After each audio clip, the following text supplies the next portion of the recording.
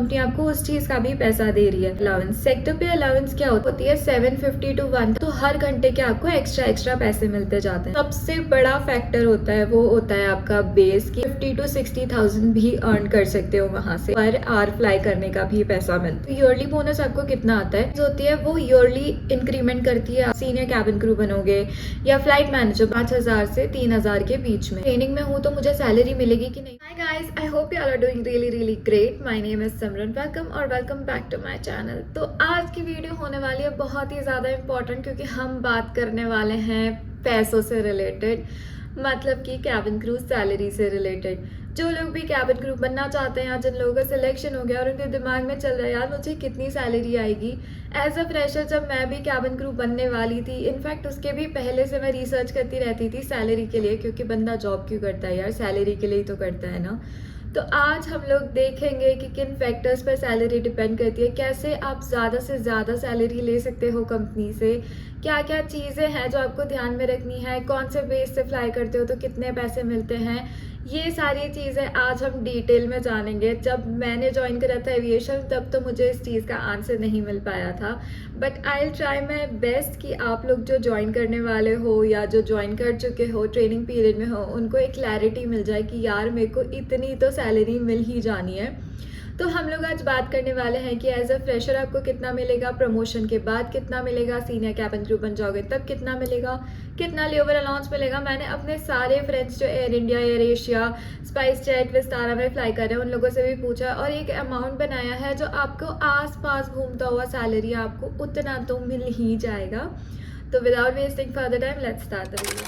तो गाइस, जब आप एज अ फ्रेशर ज्वाइन करते हो किसी भी एयरलाइन में तो आपका जो बेसिक सैलरी होता है वो बेसिक सैलरी होता है 35,000 to 40,000 के बीच में। आप कोई भी एयरलाइन ज्वाइन कर लो इंडिया में, ठीक है।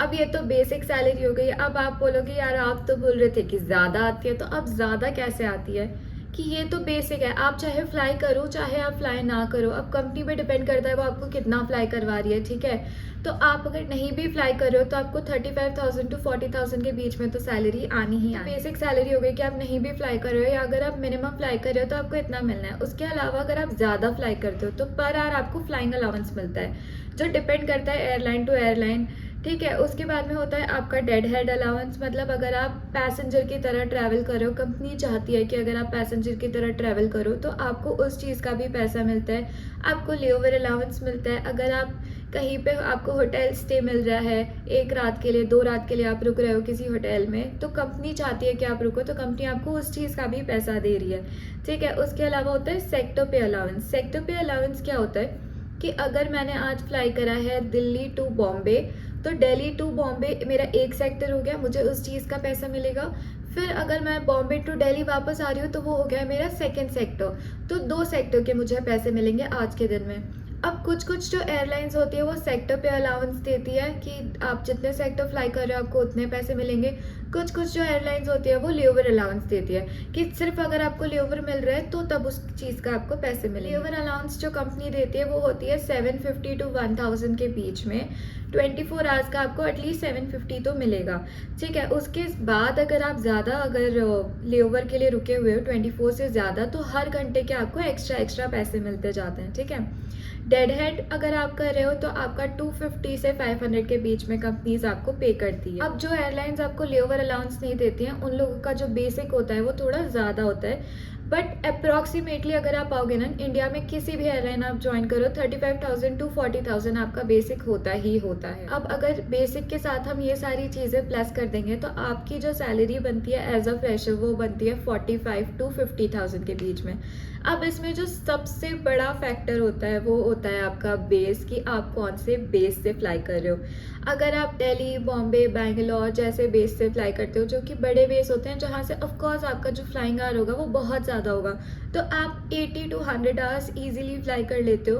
तो एज अ फ्रेशर आप 50 to 60,000 भी अर्न कर सकते हो वहाँ से, क्योंकि मैंने जैसे आपको पहले बताया कि आपको पर आवर फ्लाई करने का भी पैसा मिलता है, ठीक है। वेरेस अगर आप पुणे से फ्लाई कर रहे हो जो कि बहुत ही छोटा सा बेस है, तो वहाँ पे आप मिनिमम आवर्स फ्लाई करते हो 30 to 50 आवर्स से ज़्यादा आपका कभी भी नहीं होता है। तो 30 to 50 आवर्स में आपको बेसिक सैलरी जो होती है आपकी 35-40 वो प्लस आपका जो अलाउंस है ये सब मिला के आपको 40-45,000 तक आ जाता है। ये तो हो गई हमारी सैलरी की बात की, ठीक है इतनी तो हमें आ रही है। उसके अलावा होता है बोनस। तो कुछ कुछ एयरलाइंस जो होती हैं वो सिर्फ ईयरली बोनस पे करती है। तो ईयरली बोनस आपको कितना आता है, 50,000 से 90,000 के बीच में आपको ईयरली बोनस आता है, डिपेंडिंग ऑन द सीनियोरिटी। आप नए नए आए हो, आपको 1 ही साल हुआ है कंपनी में, तो हो सकता है आपको 50,000 आए।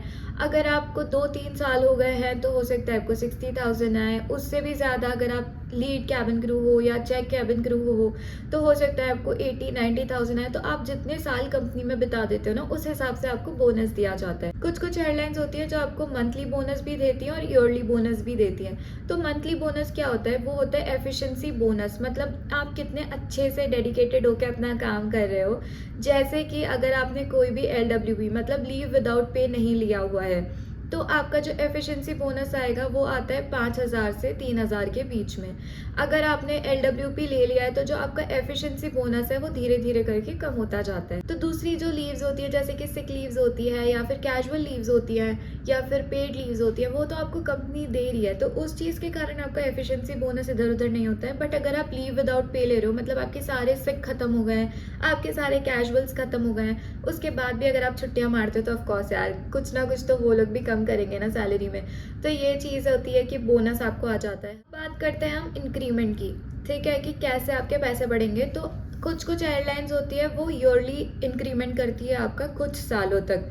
तो जैसे कि हर साल आपके 10,000 बढ़ जाएंगे या हर साल आपके 8,000 बढ़ जाएंगे एयरलाइन टू एयरलाइन, ठीक है। और कुछ कुछ एयरलाइंस जो होती है वो आपके प्रमोशन के ऊपर आपको सैलरी इंक्रीमेंट करती है। जैसे अभी आप इतना कमा रहे हो, आप जितना फ्लाई कर रहे हो आप उतना कमा रहे हो, उसके बाद जब आप सीनियर कैबिन क्रू बनोगे या फ्लाइट मैनेजर बनोगे तो उस हिसाब से आपका जो है वो इंक्रीमेंट होगा। और उसके अलावा जो बहुत इंपॉर्टेंट चीज़ है यार, ये क्वेश्चन बहुत आता है कि अब मैं ट्रेनिंग में हूँ तो मुझे सैलरी मिलेगी कि नहीं मिलेगी। तो ऑफकोर्स अगर आप ट्रेनिंग में हो, मतलब आप एयरलाइन के लिए ही काम कर रहे हो ना, तो आपको हर मंथ 3 महीने तक आपका ट्रेनिंग होता है। आपको मंथली सैलरी मिलती है 15,000 टू 18,000 के बीच में। तो उसकी टेंशन मत लेना कि आप खर्चा कैसे मैनेज करोगे, ईजिली मैनेज हो जाता है। 15,000 टू 18,000 के बीच जो अमाउंट आता है, पीजी भी देख लेते हो आप, खाना पीना भी देख लेते हो। अगर आप मुझसे पूछो कि मैं ज्वाइन करूं या नहीं करूं कैबिन क्रू ये सैलरी जानने के बाद में, तो गाइस इवन यू नो कि अगर आप कुछ और फील्ड ज्वाइन करते हो तो आपको इतना ज़्यादा अमाउंट तो नहीं दिया जाएगा एज अ फ्रेश। तो अच्छी अपॉर्चुनिटी है, आपको घूमने को मिलता है, खाने पीने को मिलता है, एक्सप्लोर करने को मिलता है वर्ल्ड, जो कि आप 9 to 5 जॉब में नहीं कर सकते हो। तो मैं तो यही सजेस्ट करूँगी कि यार if you really want to become a cabin crew please do so. Salary भी अच्छी है और बहुत सारे बेनिफिट्स भी हैं। अगर आप ज्वाइन करना चाहते हो एयरलाइंस, तो मैं हर मंथ ना पोस्ट करती हूँ अपने चैनल पे जो भी इंटरव्यूज़ कंडक्ट होते हैं, तो आप वहाँ से जाकर देख सकते हो लेटेस्ट इंटरव्यू डेट्स और आप अप्लाई कर सकते हो जितना जल्दी हो सके। I hope this video was helpful और मैंने कोशिश करी है कि मैं आपको एक बेसिक आइडिया दे पाऊँ सैलरी से रिलेटेड। अगर वीडियो अच्छी लगी है तो please like share and subscribe to my channel. Thank you so much for watching. Bye bye, take care and stay safe.